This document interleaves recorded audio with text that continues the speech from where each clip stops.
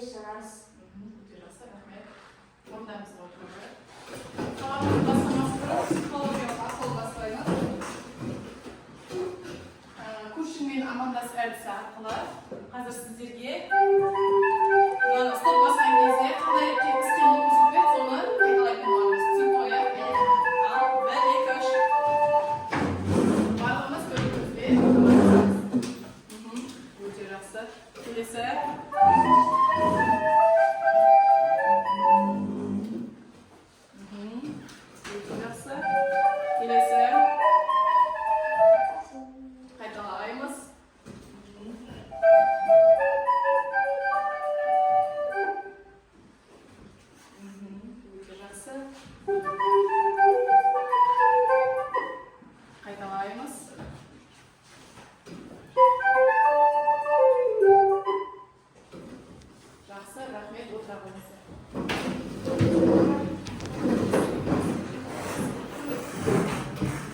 Бүгінгі тақырыбымыз оқушылар, екілік ақпаратты ұсыну тақырыбымызды бастамас бұрын үй тапсырмасын қайталап алайық.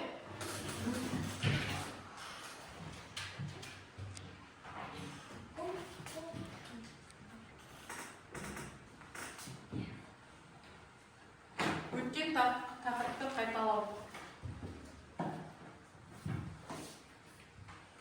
Ал бір-бірлеп қол көтеріп, орнымыздан тұрып жауап береміз. Ақпараттың түрі қандай дейді? Айта өтейік.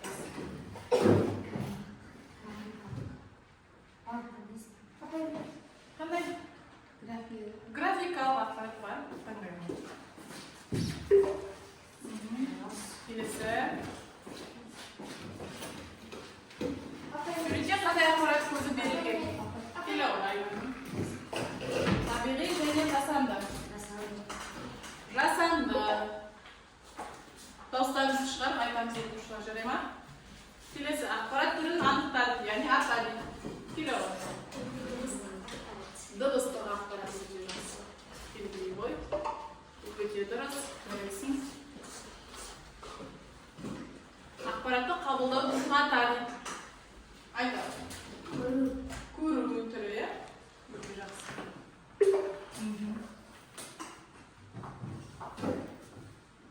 Компьютердің қызметі қандай? Кім шығар? Келе ойламсы. Ақпаратты тасымалдау, ақпаратты өңдеу. Ақпаратты тасымалдау. Белгілеу. Ой, өкінішке орай дұрыс емес. Ақпаратты өңдеу қызметі. Қателеспейміз оқушылар. Ақпаратты беруші ата, яғни ақпаратты берушіні атаймыз. Балалар, машина, бағдаршам, үй. Ару.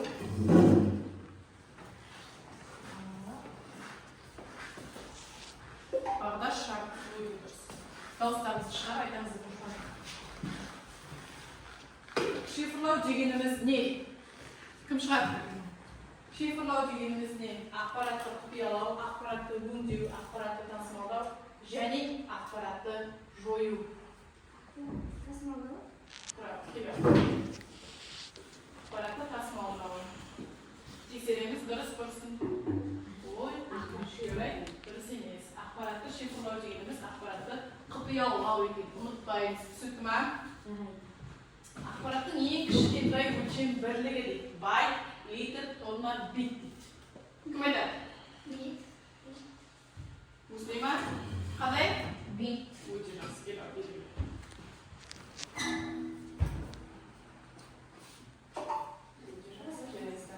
Жақсы. Қазір сіздерге бағалау парағын таратамын. Жоғарғы бөлігіне аты жөндеріңізді жазасыз. Және біз бірінші тапсырмадан бастап, яғни үй тапсырмасынан бастап өздеріңізді бағалап шығарыз. Тақтаға шыққан оқушылар 2 балдан қосып жазып шығасыздар. Түсінікті ме? Ал бастаңыздар.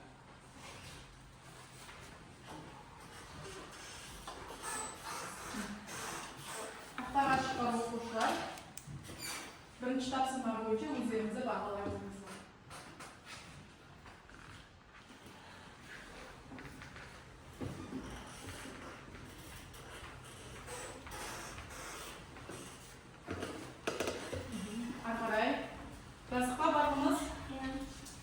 Және де бүгінгі тақырып бойынша сіздерге қосымша ақпарат, яғни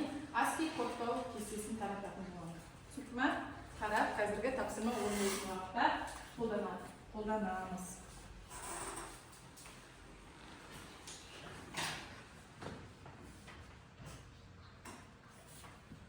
Asli kodlar listesi. Оқушылар сабағымызды, яғни үй тапсырмасын қайталап алған болатынымызда, топқа дневник қойма. Келіңіздер, бір оқушыда. Тағы ескерту, екінші топ мына жағы жердегі компьютерлердің алдына отырады, ал бірінші топ мына алты компьютердің алдына отырады. Түсінікті ғой, келіп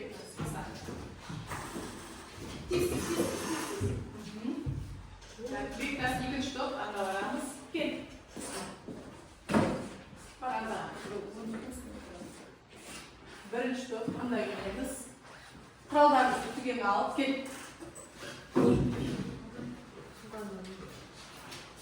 Құралдарымызды түгел заттарымызды алып, анда қатар отырамыз. Бірінші топ. Келесі. Өздеріміздің топтарымызды ұмытып қалмаймыз. Екінші топ. Орнында отыра берсең болады, Мүслиман. Кел ой, Айзеде. Ой, Айназым. Екінші топ сөйлеуді өршін. Тоғы да? Келесі кел.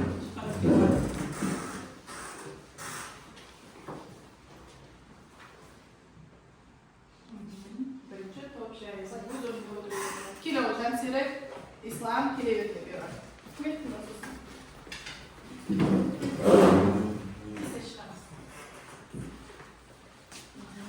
Серек бірінші топта. Ислам екінші топ қалысамыз. Диас екінші топ қалысамыз. Бірінші топта отыра береді. Топтарыңызды білдік па? Тез орындарыңызды алыңыздар.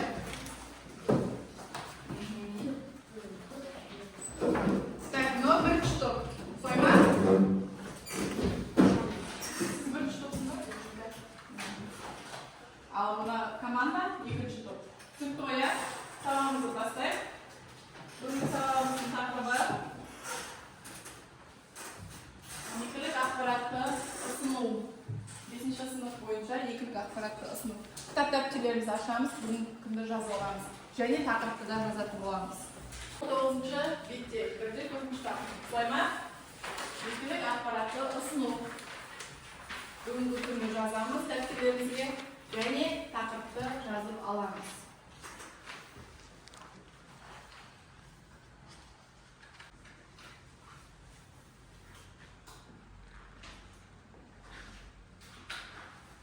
Жазып па? Аяқтағандар белгі береміз. Қол көтеру арқылы.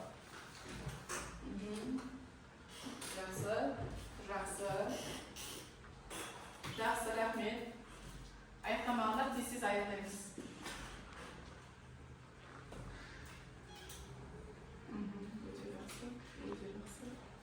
Болды ғой, жақсы. Бүгінгі тақырыбымыздың, яғни екілік ақпаратты ұсыну тақырыбымыздың мақсатымен танысайық.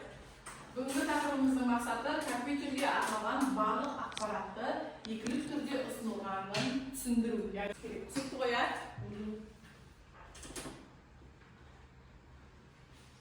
жаңа тақырыпқа қатысты бейнебаянды көреміз. Ақпараттарды компьютерге қалай іздейміз? Компьютерге барлық ақпарат дабыл, сигнал түрінде ұсынылады. Ақпаратты компьютерге жазу үшін компьютердегі әрбір белгі, әріп немесе сан, дыбыс немесе видео дабылдар түрінде аударылуы керек. Мұндағы 0 мен 1 бит деп аталады. Оларды жай екілік таңбалар деп атайды. Ақпаратты екілік кодпен көрсету үшін құрылғы екі күйді ажырата білу керек. Мысалы, бір құрылғыда тоқ барын, ал 0 жоғын, немесе бір жоғары керден, 0 төмен керден екендігін білдіреді. Суретте ақ қара кескін 0 ақ тұрғыш, 1 қара тұрғыш. Кодтар мен олардың ескен код келтірулер бар. Оларды ұсыну тәсілдеріне қарай 3 топқа бөлуге болады. Ақпаратты кодтау әдістері: сандық әдіс, символдық әдіс, графикалық әдіс. Екілік таңба бейне. ақпараттың өлшемділігі бит қолданылады. Бит ағылшын тіліндегі binary екілік таңба деген қысқарған сөз. Әдетте компьютер жадындағы деректер ақпараттар, командалар жекелеген биттермен емес топтасқан 8 бит мөлшерімен жазылады. Тізбектелген 8 бит 1 байт мөлшерін құрайды. Суретте мәтіндегі ақпарат көлемін санаймыз. Бұл жерде ақпарат сөзі бір әріп 1 байтқа тең, яғни барлығы 7 символ 7 байтқа тең. 7 байтты 8-ге бөлсеңіз 56 бит болады. Ақпаратты кодтау кезінде компьютерде екілік код қолданылады. Екілік алфавитті қолдану арқылы ақпаратты екілік кодтан бере алады. Екілік кодта 0 және 1 символдар ғана қолданылады. Символдардың кодтау комбинацияларының жиынтығын кодтау кестесі деп атайды. Есептеу техникасында ең көп пайдаланылатын код ASCII коды, америкалық ақпарат алмасудың стандартты коды болып табылады.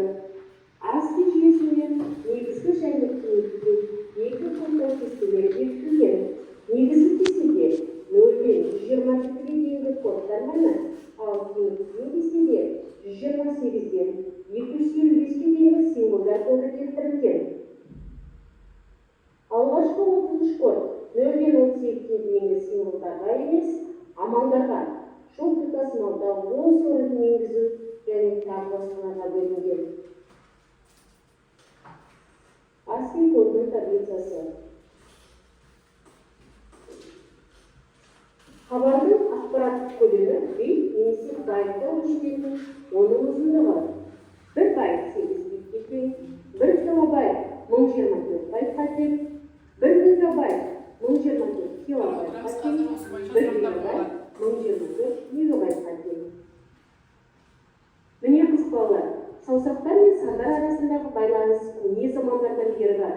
Тіпті қазір жиі қолданылатын египет сөзі саусақ, сан деген ұғымдарды білдіреді. Жақсы, біздерге сұрақ-жауап айдарын берген екен. Бірінші сұрақ бізде компьютерде ақпараттар қалай ұсынылады? Қалай ұсынылады деді? Мәтінді, санды, және дыбыстық түрде ұсынылады. Солай ма? Екілік таңбалары деген не?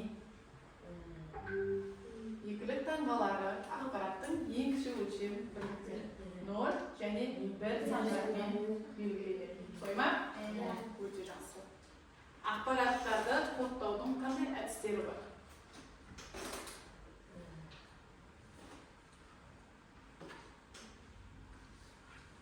Жаңа айтты ғой, мәтіндегі ақпарат кодтау әдісі, сурет түрінде ұсынуға болады, және дыбыстық түрде, графикалық түрде ұсынуға болады. Яғни бұл бізде ақпараттарды кодтаудың әдістеріне жатады екен. Түсінікті ме? Компьютерлік алфавитте қанша символ бар? Компьютерлік алфавитте 256 символ бар. Түсінікті ме? Әріп кіреді, оның ішіне сандар кіреді, символдар кіреді. Әртүрлі нүкте деген сияқты қосымша символдар кіреді. Түсінікті ме тапсырма? Келесі бізде топтық тапсырма. Сәлеметсіздер ме балалар? Сіздерге топтық сұрақ. Ақпаратты кодтаудың қандай әдістері бар? Тақырыпқа байланысты 3 термин сөзді кодтап қарсы топқа беріңіздер. Ал сіздер сол топтың жазылған сөзін табыңыздар. Яғни бұл жерде ақпараттың кодтау әдістерін жазу керек және 1-2 сөйлеммен ақпараттардың, кодталған ақпараттарды ұсынуларыңыз керек. Түсінікті ме? Ол үшін сіз өздеріңіздің жаңағы таратылған ASCII кестесін пайдаланамыз. Түсінікті ме? Бірінші топ мұнда келеді, Жансептің қасынан келе қойды. Екінші топ мұнда келеміз, келе қойды. Осы жерде бірге отырып анықтап шешеміз. Түсінікті ме? Ақпараттың кодтау әдістері қандай дедік жаңа? Кім айтады? Мәтіндік, сосын сандық, жазамыз соны түгел.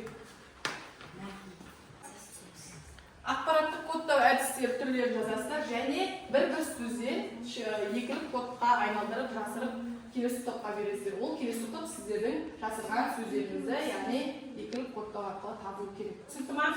Ал бастаңыздар. Сіздер де сондай. Бірінші топ ақпаратты кодтау әдістерін табасыздар, иә? Және де өздеріңіздің қасыңыздағы топқа бір сөйлемнен тұратын сөзді шифрлап кодтап бересіздер. Түсінікті ма? Және ол екінші топ табуы керек. Ал бастаңыздар.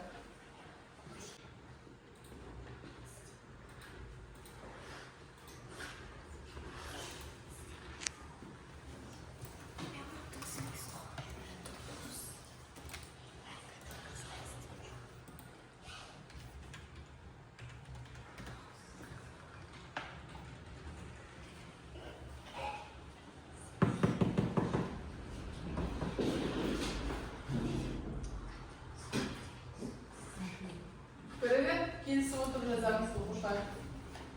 Не жазып жатқаныңызды топпен сөйлесіп отырамыз. Бейнелі.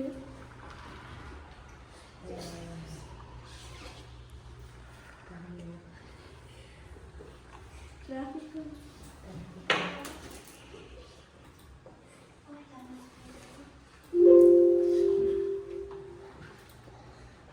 Болдық па? Бірінші топ болды. Екінші топ аяқтадық па? Жақсы, онда бірінші топқа мүмкіндік берейік, сосын екінші топ шығады, жарай ма? Келау, бірінші топ шығамыз.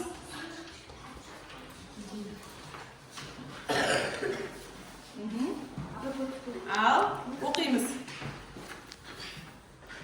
Ақпараттық кодтау әдістері нешеге бөлінеді? Қандай? Графикалы. Мәтіндік болып бөлінеді. Так, ақпаратты шифрладық па?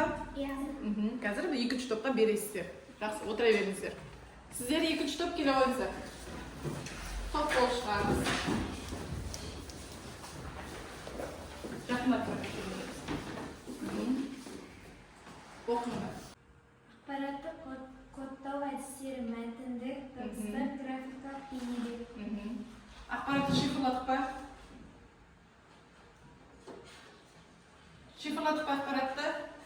Белгілі бір сөзді шифрладық па? Онда ауыстырамыз. Бірінші топ қайда? Әкеліңіздер.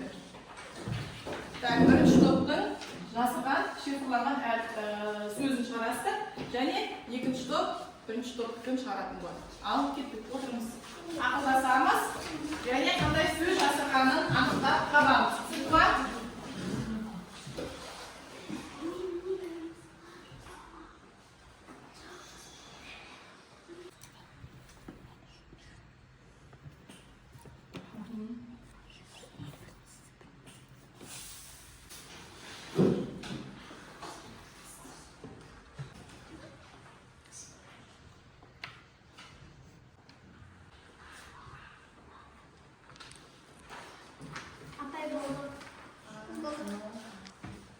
Оқытпай кел шауытсың. Қандай сөз жасырған екен? Қалай? Папа.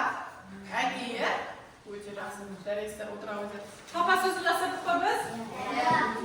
Келесі.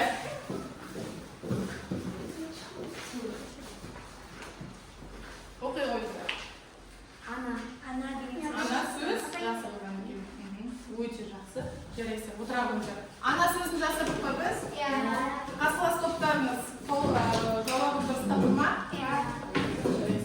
Ал енді осы жерде жұптық тапсырма бөліміне, яғни жұптық тапсырмаға 4 балдан қойып шығасыздар. Барлық оқушы жұптық тапсырмаға белсене қатысты, сол үшін де барлықтарыңыз бірдей бағаланасыздар. Барлықтарымыз бағалау парақтарымызға 4 балдан қосып шығамыз. Түсінікті ма? Ары бізде жұптық тапсырма, яғни қасыңыздағы отырған жұппен бірге байланыса отырып, тапсырманы орындайтын боламыз. Түсінікті ма? Мында келе қойыңыз. Екеуі бірге деп мында келе. Ал сен мында келе қой. Мүслиман Бектасов баста келе қой. Екеуі бірге. Түсінікті ма? Ислам, айнасының астына келе қой. Бұл. Тез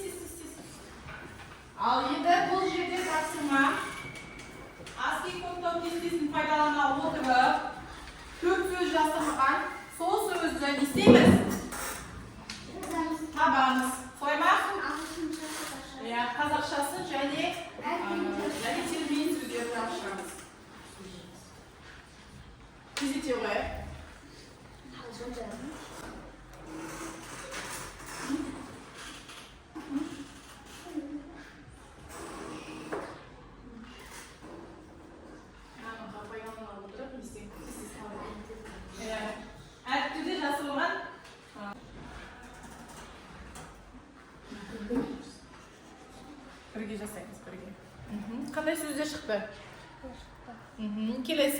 Kelesi sanlarni qaraymiz. Bunani unutmaymiz, siz najri deysan bar. Endi buni so'yma, albasan.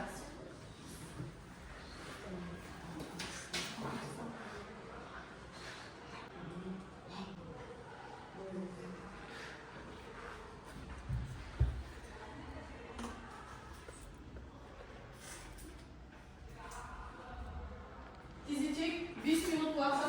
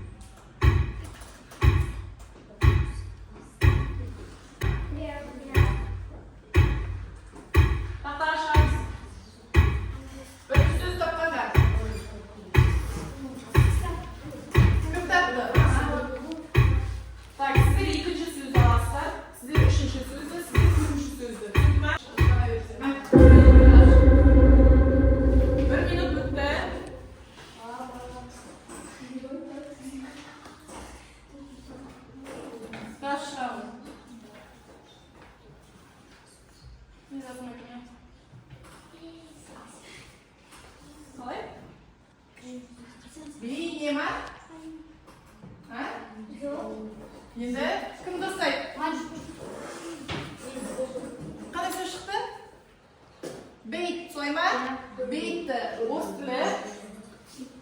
Beyt so'zi chiqdi. O'sha do'stlar o'rganamiz. Keling, shash. Qolgan so'zni tavaveramizmi?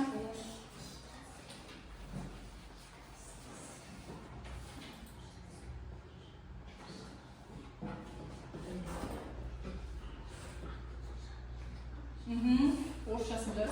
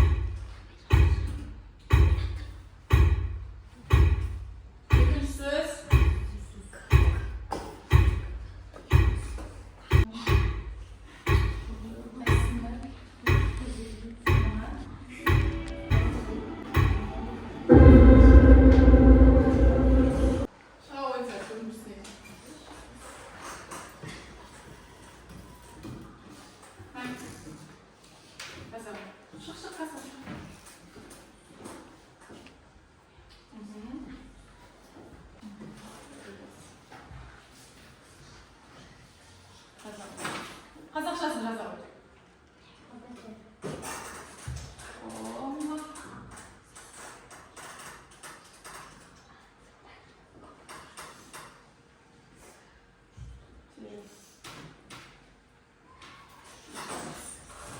Болды қоя.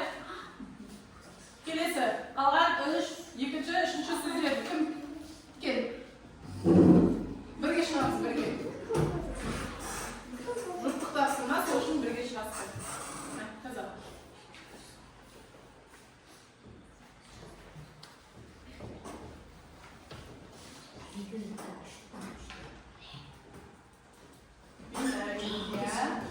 Қазақшасы қандай? Екілік қойма?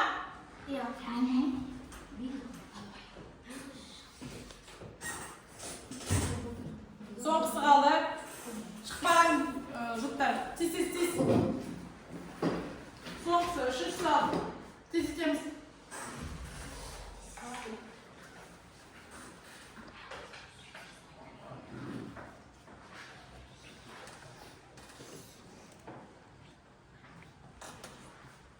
Қандай сөз шығады? Барлығымыз бірге көмектесейік. Үшінші сөз қалды тек. Үшінші сөзі қараймыз түгел.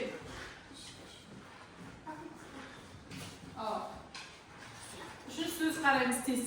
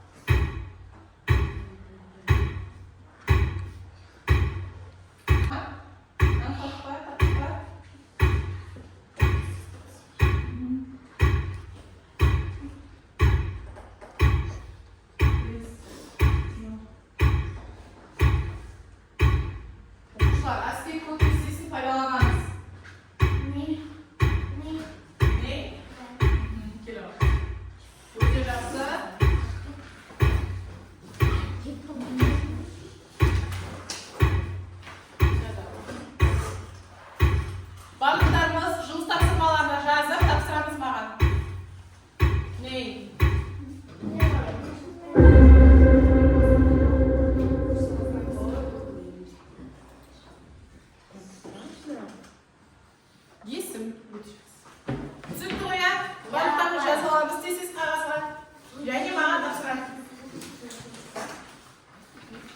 Бағалау парағылар, жұптық тапсырма деп жазасыздар да. Және де жұптық тапсырмаға шыққан оқушылар 2 балдан өздеріңізге қосасыздар. Сіз не ойлайсыздар? Келесі тапсырма бізде жеке жұмыс. Әрбір оқушыға жеке тапсырмалар беріледі. Және сол тапсырмаларды пайдалана отырып баға алатын боламыз. Түсінікті ме? Ал бастаңыздар. Екінші тапсырманың астында не деп тұр? Оқимыз. Төменде латын әріптерге тұратын сөздер берілген мағынасы болмауы да мүмкін. Аски кестесі пайдалану екілік код пен кодтардан. Анұсқасында берілген сөйлемдерді ASCII кодтау кестесін пайдаланып не істейміз? Кодтаймыз. Түсінікті ме? Тапсырма түсінікті ме? Ал бастаңыздар. Жеке әркім өз орындайды. Тез.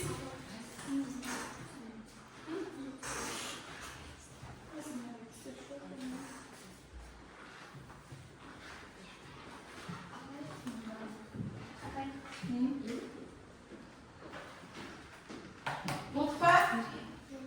Бастадық па?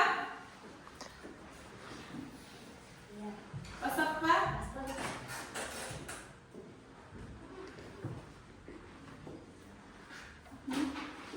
Мына сөздерді қарайсың, сосын соны екілік кодқа айналдырасың. Бас деген сөз беріпті мен. Енді мына сөзді аласың, жазасың сосын соны қосаң. Түсіндің бе? Келесі де дәл солай. Бәпкелеріңізге орындай береміз. Сосын тақтаға шығып жазамыз қазір.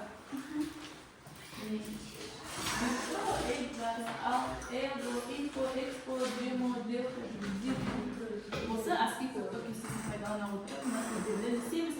Шифрлар, яғни кодтаймыз. Бас дегенді таңдай тауып аламыз. B қайда? Міне B, S. S қайда? Осыларды жазып шығасың. Түсінікті ме? Оны дәптерге орындай қой. Тез. Дәптерімізге орындаймыз. Барлықтарыңызда кесте бар ғой, ASCII кодтау кестесі? Бар. Ал орындаймыз.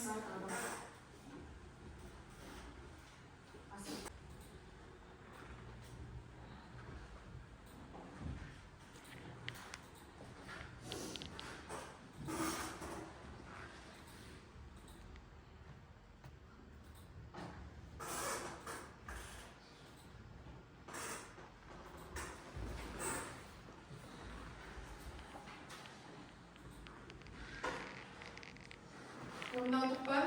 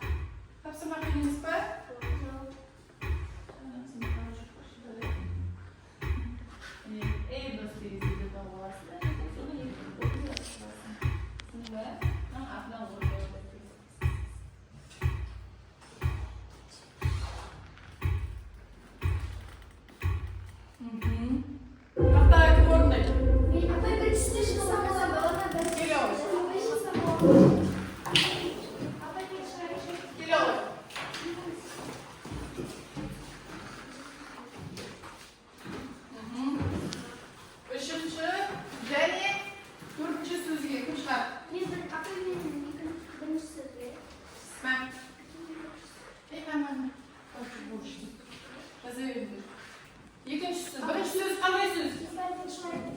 Yo'q, yasaver. Birinchi so'z qanday so'z? Qanday so'z edi birinchi so'z?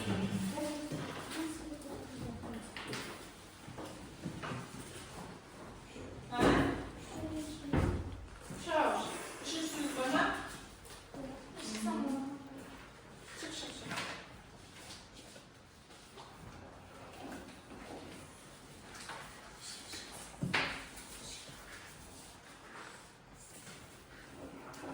Chiq. Tez. Kichkina kutib. Bir-birlarimizga joy kelib bo'lsamay. Aylanib baravar. Asna, simbol tasak ko'kamiz. Tushundingmi? Kelasi. Qaysi so'zni yozyapsan sen? Alo? Birinchi so'z. Birinchi so'z qanday so'z?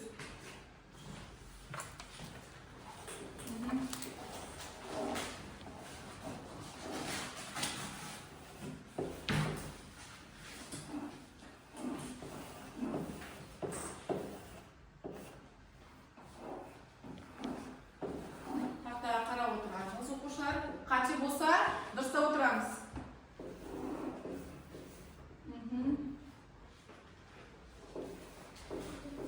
Eğdir. Bir. Kelesi. Tiz. Üstün köşesine kesin.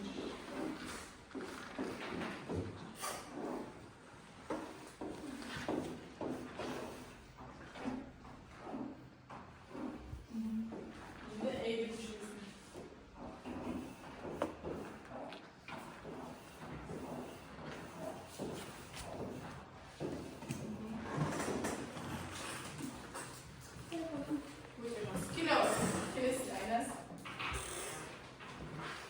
Bağlama paraqlarımızga 2 baldan qo'shib o'tiramiz.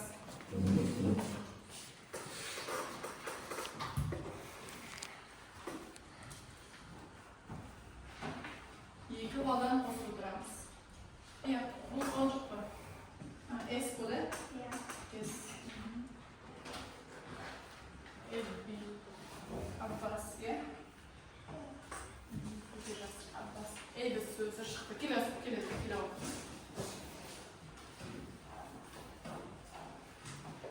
Birinchi bo'lgan.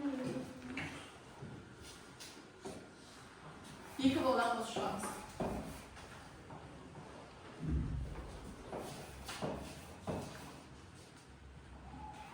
Kodlanan sözlerimizni o'quvchilar aytib o'qib o'tiramiz. Ya'ni, buni buni L degan сияқты. No L, no B, no. Раз, qasna, раз.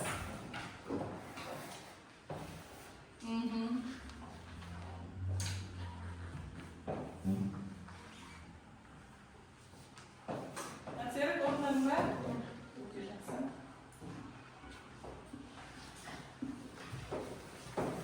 Avval o'quvchilarimiz daftarlarimizni ochib turamiz.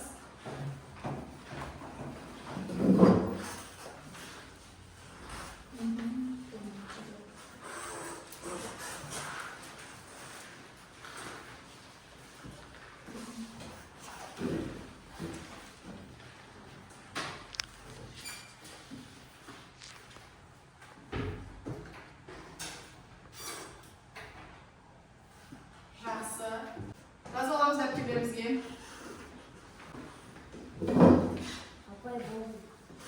Өте жақсы. Әрбір оқушы, яғни тақтаға шығып, немесе дәптерлеріне орында отырған оқушылар 2 балдан қосып шығамыз. Келесі тапсырма бізде барлықтарымыз 2 балдан қостық па? Бағалау парағын міндетті түрде оқып отырамыз оқушылар. Жеке жұмысты аяқтадық па барлығымыз? Жақсы. Онда сердікеу жасалуын жасалады. Ол үшін барлықтарымыз орнымызға отырамыз.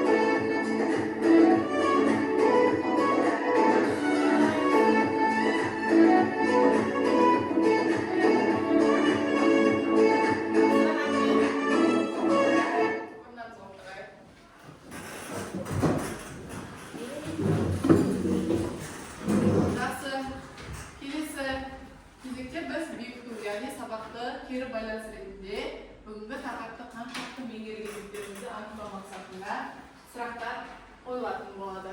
Ал, бастаймыз ба? Дайынсыз ба? Ал, кеттік.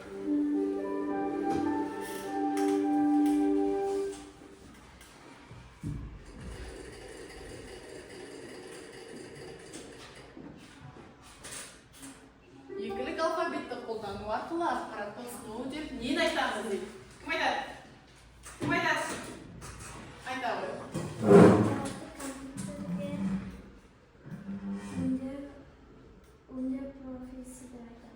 Яғни ақпаратты компьютерде өңдеу жұмыстарын айтады екенбіз. Солай ма? Өте жақсы, рахмет. Өзіңе бір балл қосып отырсаң болады. Келесі.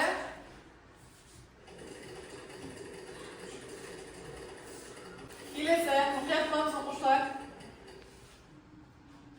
Ақпараттық кодтау қандай әдістер бар? Сандық кодтау бар. Мәтінді кодтау, Кодтау бар. суреттік, Суреттік графикалық, иә? Сосын болды ма?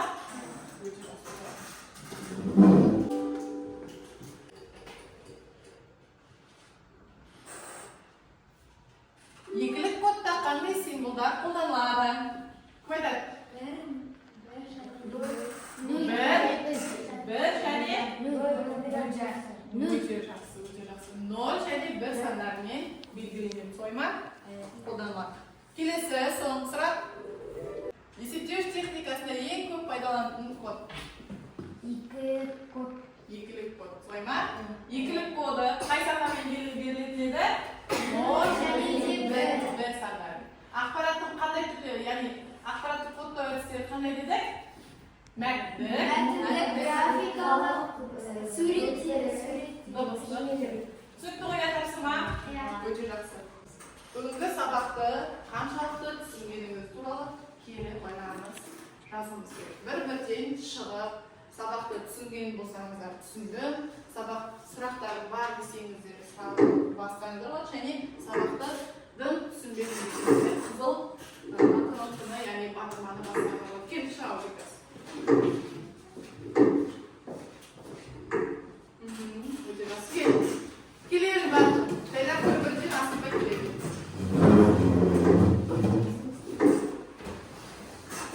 Өте жақсы. Келесі. Кері байланыс жасаймыз.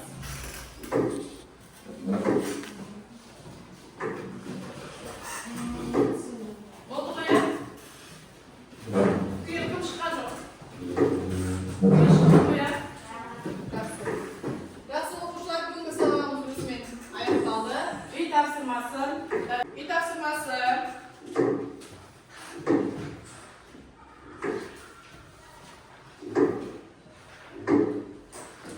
тапсырмасы бізде ASCII кодтау кестесі ұмытпаймыз. Және де 22-ші бетте ойлауға берілген сұрақтар тапсырмасы бар. Яғни бұл жерде сіздерге арналған 6 сұрақтан тұратын тапсырма. Соны үйден орында дайындалып келеміз. Түсінікті ма тапсырма? Жақсы оқушылар, бүгінгі сабағымыз аяқталды. Сабағымызды қорытындылау үшін бағалау тапсырмалар қағаздарыңызды қарап шығамыз. Және соған қарай күнделіктеріңізді ашып оқыңыздар.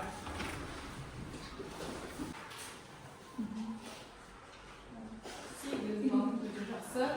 Келесі.